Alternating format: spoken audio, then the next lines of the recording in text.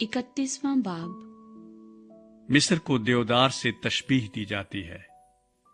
फिर 11वें बरस के तीसरे महीने की पहली तारीख को खुदावंद का कलाम मुझ पर नाजिल हुआ कि ऐ आदमजाद, शाह मिस्र फिरौन और उसके लोगों से कह, तुम अपनी बुजुर्गी में किसकी मानिंद हो?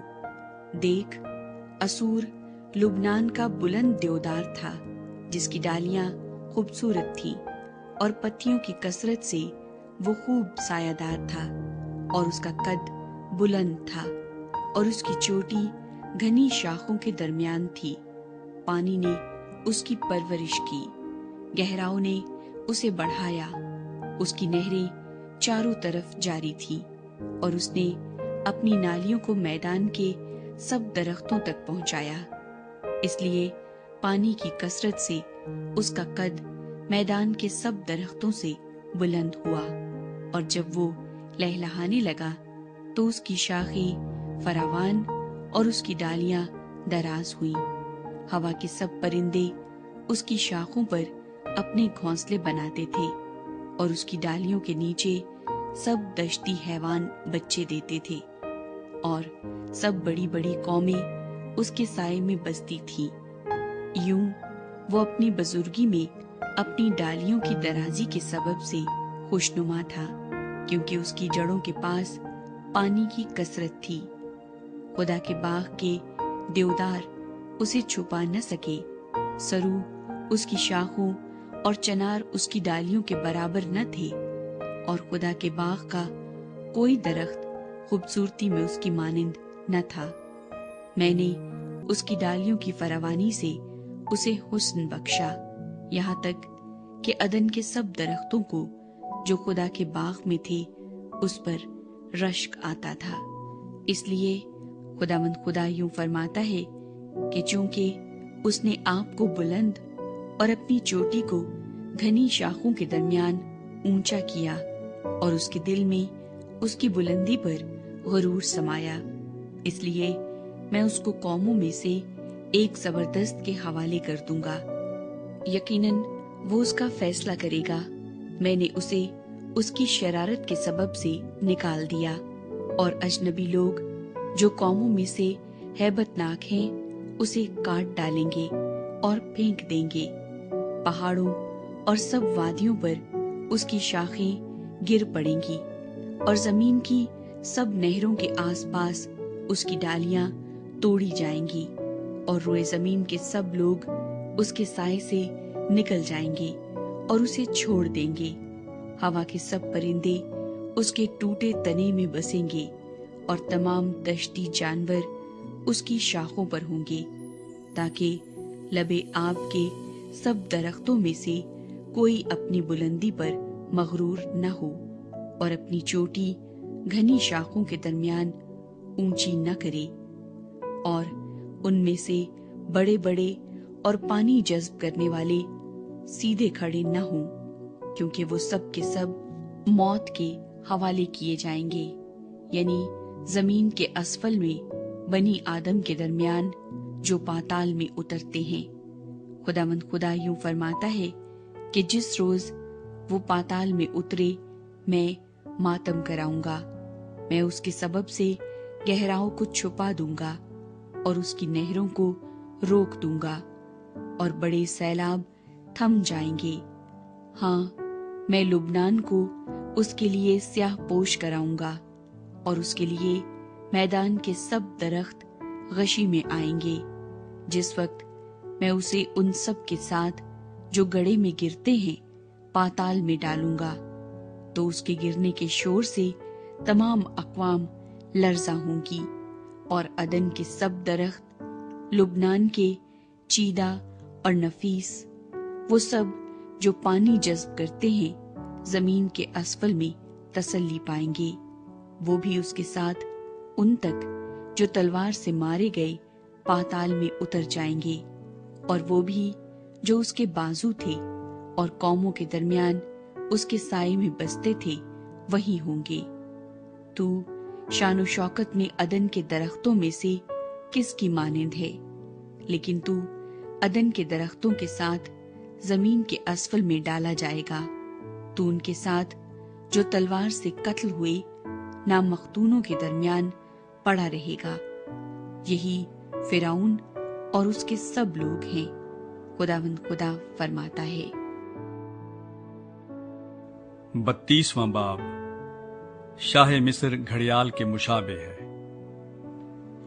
12ویں برس کے 12ویں مہینے کی پہلی تاریخ کو خداوند کا کلام مجھ پر نازل ہوا کہ اے آدم زاد، شاہ مصر فرعون پر نوحہ اٹھا اور اسے کہہ، تو قوموں کے درمیان جوان شیر ببر کی مانند تھا، اور تو دریاؤں کے گھڑیال سا ہے۔ تو اپنی نہروں میں سے ناگاہ نکل آتا ہے، اور تو نے اپنے پاؤں سے پانی کو تہو بالا کیا اور ان کی نہروں کو گدلا کر دیا۔ خداوند خدا یوں فرماتا ہے کہ میں امتوں کے انبوہ کے ساتھ تجھ پر اپنا جال ڈالوں گا، اور وہ تجھے میرے ہی جال میں باہر نکالیں گے۔ تب میں تجھے خشکی میں چھوڑ دوں گا اور کھلے میدان پر تجھے پھینکوں گا، اور ہوا کے سب پرندوں کو تجھ پر بٹھاؤں گا، اور تمام روئے زمین کے درندوں کو تجھ سے سیر کروں گا، اور تیرا گوشت پہاڑوں پر ڈالوں گا، اور وادیوں کو تیری بلندی سے بھر دوں گا۔ اور میں اس سرزمین کو جس کے پانی میں تو تیرتا تھا پہاڑوں تک تیرے لہو سے تر کروں گا، اور نہریں تجھ سے لبریز ہوں گی۔ اور جب میں تجھے نابود کروں گا تو آسمان کو تاریک اور اس کے ستاروں کو بے نور کروں گا۔ سورج کو بادل سے چھپاؤں گا اور چاند اپنی روشنی نہ دے گا، اور میں تمام نورانی اجرام فلک کو تجھ پر تاریک کروں گا، اور میری طرف سے تیری زمین پر تاریکی چھا جائے گی، خداوند خدا فرماتا ہے۔ اور جب میں تیری شکستہ حالی کی خبر کو قوموں کے درمیان ان ملکوں میں جن سے تو ناواقف ہے پہنچاؤں گا تو امتوں کا دل آزردہ کروں گا، بلکہ بہت سی امتوں کو تیرے حال سے حیران کروں گا، اور ان کے بادشاہ تیرے سبب سے سخت ترساں ہوں گے۔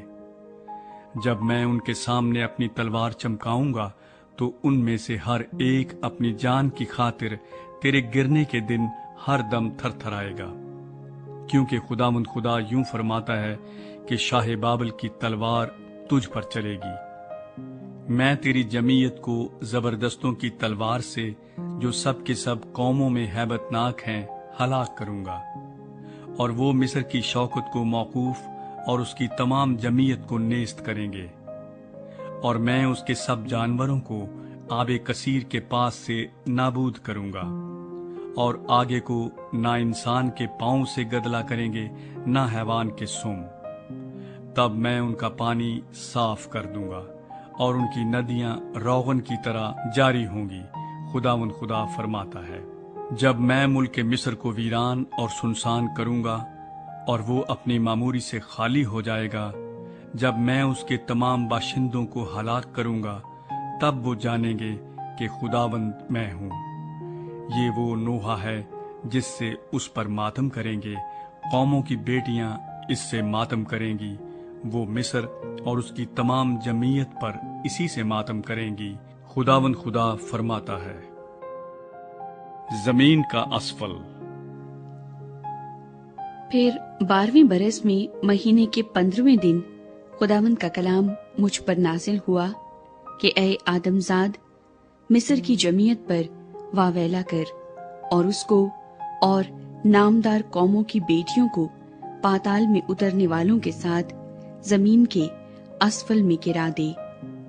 تو حسن میں کس سے بڑھ کر تھا، اتر اور نامختونوں کے ساتھ پڑا رہے، وہ ان کے درمیان گریں گے جو تلوار سے قتل ہوئے۔ وہ تلوار کے حوالے کیا گیا ہے، اسے اور اس کی تمام جمعیت کو گھسیٹ لے جا۔ وہ جو زور آوروں میں سب سے توانا ہے پاتال میں اس سے اور اس کے مددگاروں سے مخاطب ہوں گے۔ وہ پاتال میں اتر گئے، وہ بے حس پڑے ہیں، یعنی وہ نامختون جو تلوار سے قتل ہوئے۔ اسور اور اس کی تمام جمعیت وہاں ہیں، اس کی چاروں طرف ان کی قبریں ہیں، سب کے سب تلوار سے قتل ہوئے ہیں، جن کی قبریں پاتال کی تہ میں ہیں اور اس کی تمام جمعیت اس کی قبر کے گردا گرد ہے۔ سب کے سب تلوار سے قتل ہوئے جو زندوں کی زمین میں ہیبت کا باعث تھے۔ ایلام اور اس کی تمام گروہ جو اس کی قبر کے گردا گرد ہیں وہاں ہیں، سب کے سب تلوار سے قتل ہوئے ہیں۔ وہ زمین کے اسفل میں نامختون اتر گئے جو زندوں کی زمین میں ہیبت کا باعث تھے، اور انہوں نے پاتال میں اترنے والوں کے ساتھ خجالت اٹھائی ہے۔ انہوں نے اس کے لیے اور اس کی تمام گروہ کے لیے مقتولوں کے درمیان بستر لگایا ہے۔ اس کی قبریں اس کے گردا گرد ہیں، سب کے سب نامختون تلوار سے قتل ہوئے ہیں۔ وہ زندوں کی زمین میں ہیبت کا باعث تھے، اور انہوں نے پاتال میں اترنے والوں کے ساتھ رسوائی اٹھائی۔ وہ مقتولوں میں رکھے گئے۔ مسک اور توبل اور اس کی تمام جمعیت وہاں ہیں، اس کی قبریں اس کے گردا گرد ہیں، سب کے سب نامختون اور تلوار کے مقتول ہیں، اگرچہ زندوں کی زمین میں ہیبت کا باعث تھے۔ کیا وہ ان بہادروں کے ساتھ جو نامختونوں میں سے قتل ہوئے، جو اپنے جنگ کے ہتھیاروں سمیت پاتال میں اتر گئے، پڑے نہ رہیں گے؟ ان کی تلواریں ان کے سروں کے نیچے رکھی ہیں، اور ان کی بد کرداری ان کی ہڈیوں پر ہے، کیونکہ وہ زندوں کی زمین میں بہادروں کے لیے ہیبت کا باعث تھے، اور تو نامختونوں کے درمیان توڑا جائے گا اور تلوار کے مقتولوں کے ساتھ پڑا رہے گا۔ وہاں ادوم بھی ہے، اس کے بادشاہ اور اس کے سب امراء جو باوجود اپنی قوت کے تلوار کے مقتولوں میں رکھے گئے ہیں۔ وہ نامختونوں اور پاتال میں اترنے والوں کے ساتھ پڑے رہیں گے۔ شمال کے تمام امراء اور تمام سیدانی جو مقتولوں کے ساتھ پاتال میں اتر گئے، باوجود اپنے روب کے اپنی زوراوری سے شرمندہ ہوئے، وہ تلوار کے مقتولوں کے ساتھ نامختون پڑے رہیں گے، اور پاتال میں اترنے والوں کے ساتھ رسوائی اٹھائیں گے۔ فرعون ان کو دیکھ کر اپنی تمام جمعیت کی بابت تسلی پذیر ہوگا۔ ہاں، فرعون اور اس کا تمام لشکر جو تلوار سے قتل ہوئے، خداوند خدا فرماتا ہے، کیونکہ میں نے زندوں کی زمین میں اس کی ہیبت قائم کی، اور وہ تلوار کے مقتولوں کے ساتھ نامختونوں میں رکھا جائے گا۔ ہاں، فرعون اور اس کی جمعیت، خداوند خدا فرماتا ہے۔